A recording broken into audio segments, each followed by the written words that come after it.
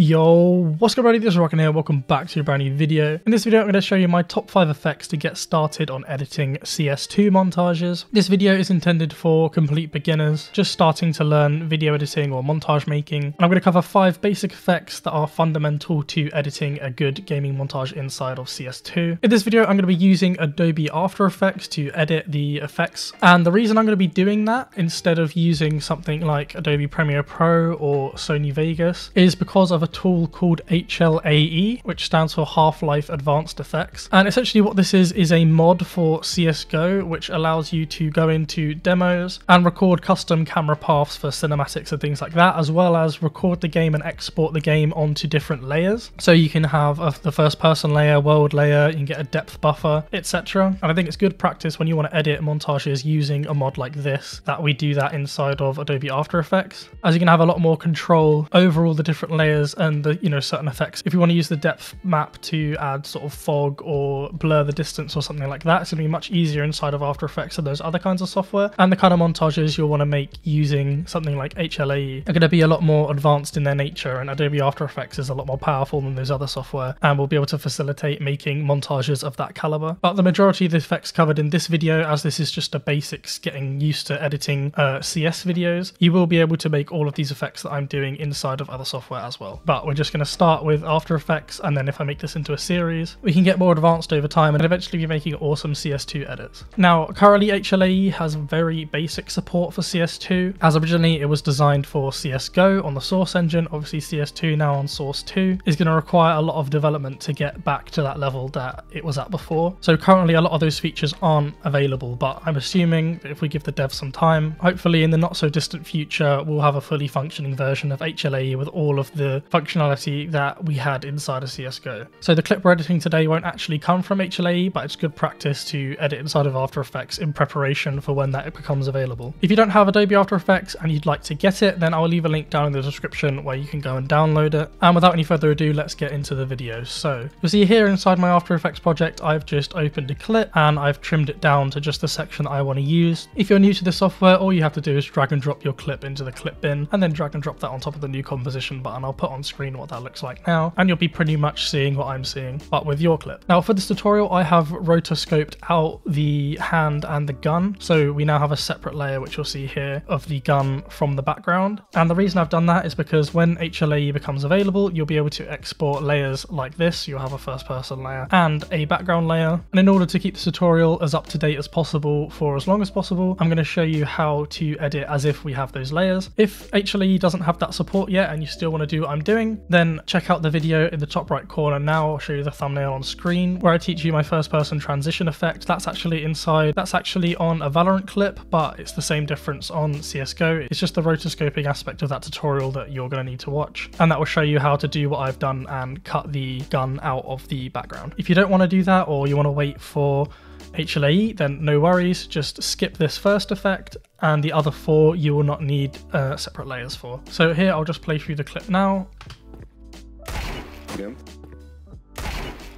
It's just a simple 1D clip here in CS2 on Nuke, and that's all I really need to show you the effects that I'm going to in this video. So I'm just going to be showing you on one kill, but if you watch this video through and do all the effects that I show you, essentially you're just going to copy and paste what I do to this kill to every single kill you have in your montage with some slight variations so it doesn't get too repetitive, and then you basically have a CS2 montage. If you're ever struggling to preview or your After Effects starts to slow down, then you'll see this little button here. You'll be able to change the preview resolution. You'll be able to change the preview resolution from full to either half, third or quarter, and that's just going to obviously lower the preview resolution, less demand on your PC, and it should pre-render and load faster. So without any further ado, let's get on to the first effect. So the first effect is going to be depth of field. So currently just using the 2 layers that I've got, which is our foreground and background layers, we're going to be able to individually blur the background and the foreground separately, so we can have one in focus and the other out of focus and vice versa. And again, if you haven't rotoscoped your clip, just skip this effect and move on to the next one, as you won't be needing a rotoscoped clip for those effects. Or if you've used HLAE, then you'll already have these two separate layers. And you should also have a depth map as well. So if you would rather use the depth map to blur the background, then there's plenty of tutorials online on how to do that. Or once HLAE comes out, I'll make a video covering how to do that as well. But for the moment, we're just going to use these two layers. So what we're going to do is come over to effects and presets. I'm going to search for camera, and you'll see here we've got under blur and sharpen, camera lens blur, and I'm going to drag and drop that onto my top clip, which is my gun. And I'm also going to drag and drop it onto my second clip, which is the background. And you'll see now the background and the foreground are both blurred. So what I'm going to do is I'm going to start off with the background blurred and the foreground not blurred. So I'm going to select my foreground clip, and you'll see over here on the left hand side under effect controls, ignore the rotor brush. If you're using HLAE layers, you won't have that, or if you rotoed, then you will, but you don't need to worry about that. If your After Effects isn't laid out like this, make sure you come up to a window workspace and switch to standard. You may be on default. For my tutorials, I always use the standard mode, so make sure you swap over to that. Otherwise, you can click it up here and then it should look just like mine. If you can't see the effect controls as well, you can always click this down arrow, go into effects and then camera lens blur, and you'll see all the effect properties here as well. And all we're going to do is just drag our blur radius down to 0, and you'll see the hand is now in focus. And then we'll keyframe it, go forward to the point just before we step outside, and then I'm going to click this little diamond here next to the stopwatch, and that's going to add another keyframe. Go forward to where I want it to start blurring. So as I go outside, we're going to switch the focus. So I'm now going to increase the blur to 5. In fact, why not go to 10? And then I can leave that for the rest of the clip. You'll see the foreground is now blurred the whole time. I'm going to do the inverse for the background. So we're going to go to our first keyframe where we start to blur the foreground, and let's expand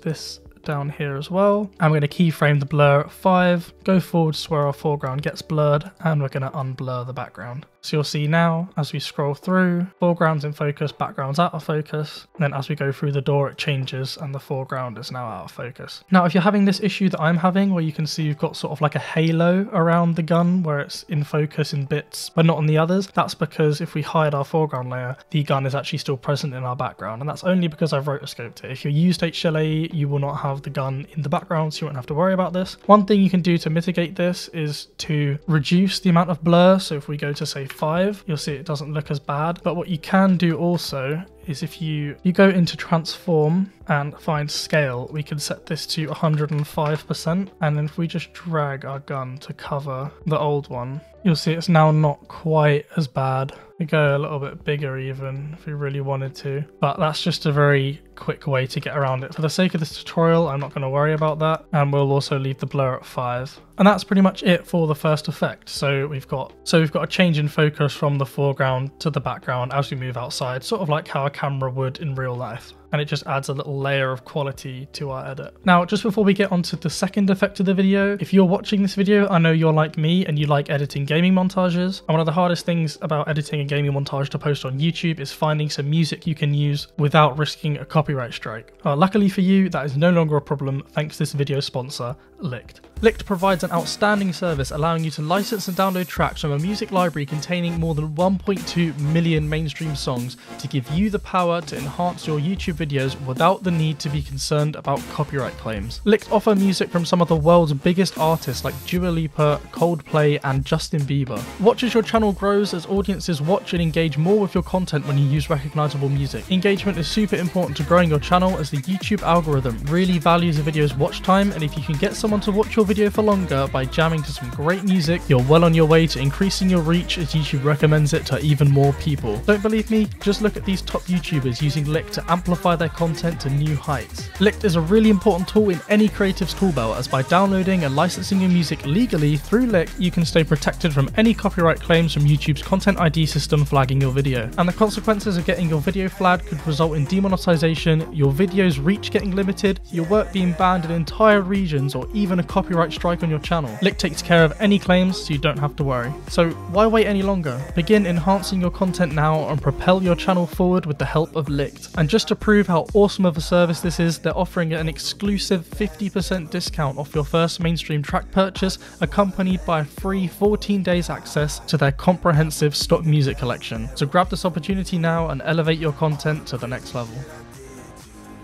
Okay, so on to the second effect of this video. Now this is effectively a 3-in-1, so it's 3 small effects that we combine to make one bigger effect. I thought it's a bit silly to break them into their own individual parts of the video, and that wouldn't make for a very good YouTube video. And I want to cover as many great effects as I can in this video as possible, so I'm going to group these 3 together and I'm going to show you how to use them. So the effects are scale, flash, and blur. So the way we're going to do that is right clicking over here on our timeline and pressing new. I'm going to go to adjustment layer. Now what an adjustment layer is we add effects to this adjustment layer, and those effects are applied to every layer beneath it. So unlike previously where we added a separate camera lens blur to each layer, everything we apply to this adjustment layer will be applied to both of those layers underneath. If you haven't got multiple layers or rotoscoped your gun out, you can just apply them directly to the layer, but it's good practice to use adjustment layers to add your effects to, as we can then non-destructively add effects to the clips beneath. So if you want to make any changes or toggle them off or anything like that, it's just much easier doing that on top of an adjustment layer. And you can use an individual adjustment layer for every effect that you want to add, but in this case we're just going to bang them all onto this single adjustment layer. And the first one we're going to start off with is scale. So on our other clips, if we just press S on the keyboard, you'll be able to see the scale options, but because we're using an adjustment layer, the scale is actually going to affect the adjustment layer itself, which we don't want. We want to scale the clips underneath it. So to do that, if we come over to effects and presets and search for the transform effect, you'll see under distort, transform, drag and drop that onto your adjustment layer, and here we have a scale property now. And as you can see, if we play with that scale, it changes the scale of the layers underneath, compared to if we were just going to do this on, say, this layer. You see it changes the scale of that but not the other one, and you know, if we did that to the bottom one, then vice versa.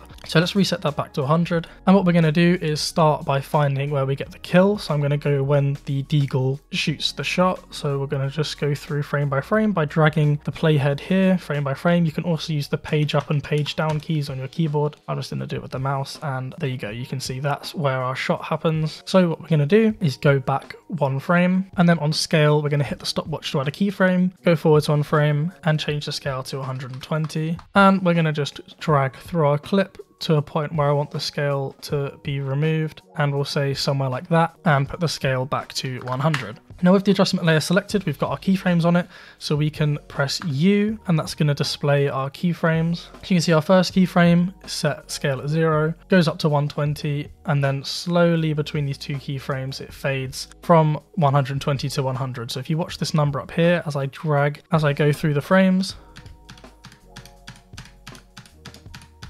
do you see how it changes gradually from one value to the other? Now, if you're really advanced in After Effects, what you can do is grab those keyframes, hit F9 on your keyboard, and you can change the speed that they animate. And we're not going to do that in this video because we want to keep it to basics. If you'd like me to cover the graph editor in a separate video, then do let me know. But essentially that is the first of our 3 effects for this part of the video. The next one is going to be the flash. So for that we're going to use the brightness and contrast. So if you search for brightness, under color correction, brightness and contrast, drag and drop that onto our adjustment layer just like the previous one. Go back 1 frame, so to where we had our scale at 100, and we're going to keyframe our brightness at 0, go forward to when we take the shot, increase the brightness to 75, and then we're going to go to where our scale goes back to 100 and change the brightness back to 0. And you'll see now if we double tap U on our keyboard, you can see we've got keyframes for both the scale and the brightness. If I disable the scale by clicking this FX button over here, you'll see just what the brightness does, but I think this works well with the scale as well. So if we play through the clips, this is what it looks like. Yeah. As you can see, it just adds a bit of impact to that shot. So the next part is going to be a blur. So we're going to search for Gaussian blur, under blur and sharpen, Gaussian blur, drag and drop that onto our adjustment layer. Just like before on this first keyframe, we're going to set the blurriness at 0, go forwards 1 frame, change the blurriness to 10, and you'll see this blurriness is affecting both the foreground and background layers. So if I hide this adjustment layer, you'll see the background's blurred, the foreground is also blurred because of our camera lens blur earlier. If I now enable the adjustment layer, they're both blurred, or I guess this foreground is even more blurred. Now it's had this Gaussian blur applied to it. And once again, we're going to go through to where our last keyframes were from before and set the value back to 0. And you'll see now as we take the shot, it zooms in, gets brighter and blurs, and then slowly all those effects disappear and we're back to our normal clip again. So this is what the clip looks like with these 3 effects applied. Yeah. as you can see, it's just some more impact on the kill. So if we rinse and repeat this for every single kill of the montage, you can change it so that, you know, maybe instead of it zooming in when you get the kill, you have it slowly zoom in until you get the kill and then zoom back out. You know, there's a lot of different things you can do with this. I'm just going to show you the basics. And if you want to see any more, then let me know and I'll make some more videos about editing CS2. And that is it for our second effect of the video. Okay, so now we move on to effect number 3 of the video. So this one is called lens distortion, but inside of After Effects has a different name called optics compensation, which is essentially supposed to correct for lens distortion, but we're going to be using it to create lens distortion, if that makes any sense. So just like our previous effects, we're going to come over to effects and presets and we're going to search for optics, and you see optics compensation, drag and drop that onto our adjustment layer. And this time we're going to do the reverse of what we did before. So on the frame where we get the kill and all the other effects happen, we're actually going to keyframe the optics compensation FOV at 0, then go back 1 frame, and we're going to just drag it up until we think that it's strong enough. So you'll see here it's actually beveling the wrong way. So what I'm going to do is just tick here to reverse lens distortion, and as you'll see now it's having the desired effect where we're essentially kind of zooming in, but at the same time the edges are being stretched, if you get what I mean. So we're going to drag it up to a level that we think is sort of reasonable, something like that'll do. Maybe that's a bit extreme, but we can always fix it later. And now we're going to drag back to sort of just as we peek round the door, so something sort of like there. And we're going to keyframe the distortion back to 0%. So much like before, if we press double tap U on our keyboard, you'll see we've got these keyframes down here now. And between this one and that one, it zooms in, zooms in, zooms in, and then pop when we get the kill, and then the other effects take over. So this is what that looks like. Again. Again. Again. Now you probably don't want to use this effect all too much because it can definitely get a bit repetitive. I quite like using it with scoped weapons, so with the AWP or the scout, something like that. And just like with the previous ones, you can always reverse the keyframes and have it start like this and slowly fade out as you get the kill, and say maybe have the scale the other way around. But that is pretty much all there is to our third effect of the video. So let's move on to the fourth. So the fourth effect is going to be slow motion. So there's many times in a montage where, you know, you've got a cool shot or something like that and you want to slow the video down, and I'm going to show you the best way to do that. So what I recommend you do, select all the layers, right click, and then go to pre-compose, and we can just leave this called pre-comp 2, and make sure move all attributes into the new composition is checked, and we're going to press OK, and you'll see they've all been compressed into this single layer. Now here's where you need to make a decision. If you want to slow down the whole clip including the effects that you added, then do what I just did. Otherwise, what you can do is just slow down the video clips and not the adjustment layer. So select both of those and pre-compose that and leave the adjustment layer, and that's going to then keep the effects at the same speed that we set already with our keyframes and allow us to just slow the video. But for the sake of this video and for demonstration purposes, I'm just going to slow them all down, and I'll show you what I mean by that. So you'll see we've just got this single layer now, which means we can manipulate the speed of this single layer, and it's effectively changing the speed of all the other layers inside. And the reason that I like to do this again is because it's non-destructive, meaning all of the layers in here, if we double click on the pre-composition, you see it opens in here, all these layers are as we originally had them, so we can go back and edit the effects and change whatever we want without the speed adjustment having any effect on that. It's pretty much the same as nesting your clips in Premiere Pro. So now what we're going to do is slow this clip down. So if we're going to do that, the clip's obviously going to get longer. So you can see our composition is just set to the length of this part of the clip that I cut down, but we're going to need to extend our composition so that once we make the clip longer, we have enough space for it, basically. So if we go back into our project settings, so you can see here, if we go back into our project bin, so you see, if you can't see that, then click these arrows, select project, find the composition that we're currently in with our pre-comp in it. So in my case it's called tutorial. I'm going to find it, right click, composition settings, and you'll see our duration is 1 second 54. I'm just going to round our duration up to say 5 seconds instead of 1 and press OK, and you'll see nothing's changed. But if we zoom out on our timeline, you can use the little slider here, or I have it bound to my 2 side mouse buttons. You'll see now we can go off the end of our clip and it's just black, meaning once we make the clip longer, it will have space to run over, and then we can trim it down after. So there's two ways of changing the speed of a clip. The first way is with time remapping. So if we select our pre-comp, right click, go up to time and enable time remapping. Otherwise you can press Ctrl-Alt-T, but I'm just going to do that. And you'll see we've now got these two keyframes. So keyframe at the start and a keyframe at the end. And basically what those keyframes mean is if you see over here, this keyframe is set to 1 second 53. 1 second 53 being the end of our clip. So wherever I put this keyframe is where the end of our clip's going to be. So if I move it closer to the start of our clip, you'll see it's now going to be really fast. I'll drop this to quarter resolution so that it's easier to see. But you'll see it's now the entire clip is going to span this tiny little area, right? So let's undo that. And again, I'll demonstrate. So let's see, we get the kill here. Let's set a keyframe there. And now where we can put this part of the clip anywhere we want. So let's say we want to get the kill right towards the end, okay? So on that keyframe, we have the kill, right? But in order for that to happen, it's had to slow down the rest of the clip as the distance between the start and where this keyframe used to be has got greater. So this clip is now really slow. See how slow that is? And then as soon as we get the kill, the rest of the clip has to happen in this sort of 6 frames here. And that is essentially how we're going to manipulate time in After Effects. So we'll put the keyframe back to where it actually happens in the clip, which is right here. And then we'll just scroll through to the point where we want the slow motion to end. So I say I want the slow motion to end about here, and we'll add another keyframe. Now what I want to do is basically make from this keyframe to this keyframe slow motion. So how do I do that? By dragging these keyframes further apart. So if I just drag this keyframe, you'll see the time here is now much slower. But the side effect of that is that now between this keyframe and our last keyframe, the clip moves really quickly. So in order to fix that, if I undo it, all we have to do, instead of just dragging this keyframe, we'll drag both of them, and then we'll maintain the same distance between these last two keyframes whilst making the distance between these two longer. So if we want to go for half speed, we can double the distance, and that's going to make it half the speed that it would be otherwise. And then all we've got to do is just extend our layer to go to where our last keyframe is, just like that. And if I just set the end point here by pressing N on my keyboard, that means when I preview, I'll only preview what's in this section. So I'll preview it by pressing spacebar. Again. Again. Again.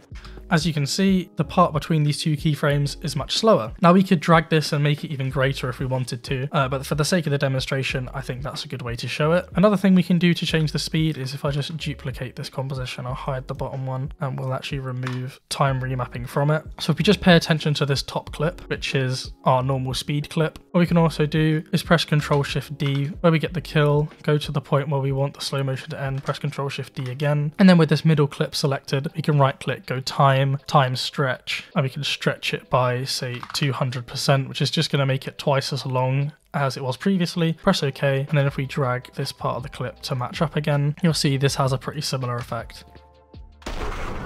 Again. Again. Now, the reason I don't recommend doing it like this is because it's very linear. It goes from normal speed to suddenly slow motion, and then from slow motion straight back to normal speed. Whereas, so if I delete these, with our time remapped clip on the other hand, because these are keyframes, we can ease them. So by easing them, say I select these two middle keyframes, press F9 on my keyboard, and go into the graph editor, you'll see we've got a graph that looks like this, right? If you don't see this, and instead you see, say it looks like this, make sure you go into value graph and you'll have a graph that looks like mine. And essentially what this means is the steeper the curve, the faster it's going to be, right? So if I move this like that, you'll see it's going to go from normal speed to then suddenly really, really fast and slow all the way back down. In fact, here it will probably go in reverse. So you can see it starts reversing.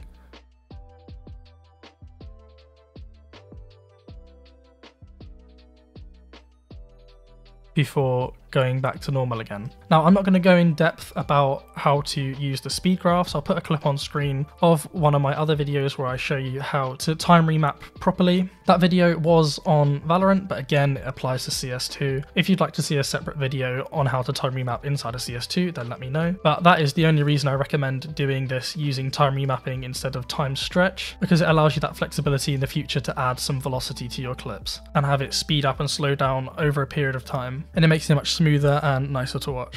But in this case, for the sake of the tutorial, that is how you do slow motion. And now finally, let's move on to the final effect of the video, and this one is called RSMB, which stands for Real Smart Motion Blur. Now, this is a paid plugin, so if you don't have it, I'll leave a link in the description to where you can go and get it. But if you don't want to pay for it and you'd like a free alternative, then make sure you check out my video where I teach you how to make super smooth gameplay clips using an application called Flow Frames, which essentially increases the frame rate of your video. So you have a 60 FPS clip, you can increase that up to 480 FPS, which then once squished back down to 60 and using frame blending makes a really nice natural looking motion blur. But for this video, we're going to just be using RSMB. So once you've got the plugin installed, come over to Effects and Presets and search for RSMB. You only need the regular one, drag and drop it onto your pre-comp, which we did the slow motion on, or just whatever clips you want to add the motion blur to. And now if I preview this,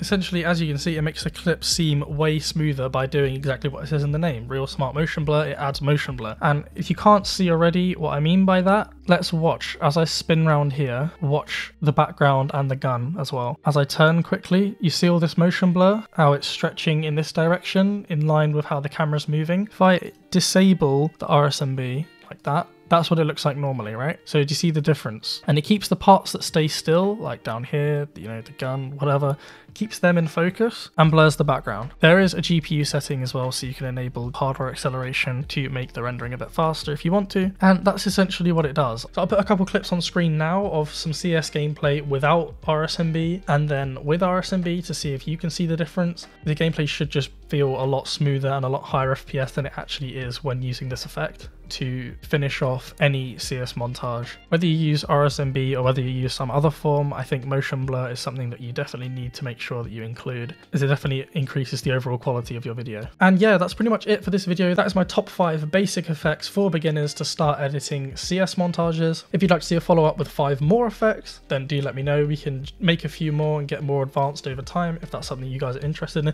If you have any other video ideas, let me know with a comment down below. Leave a like on this video if you found it helpful at all. Subscribe for more videos like this. Check out all my other editing tutorials. They are on Valorant, but they also do apply to CS2 as well. Check out Licked with the link at the top of the description. Thanks for watching this video, and I'll catch you in the next one.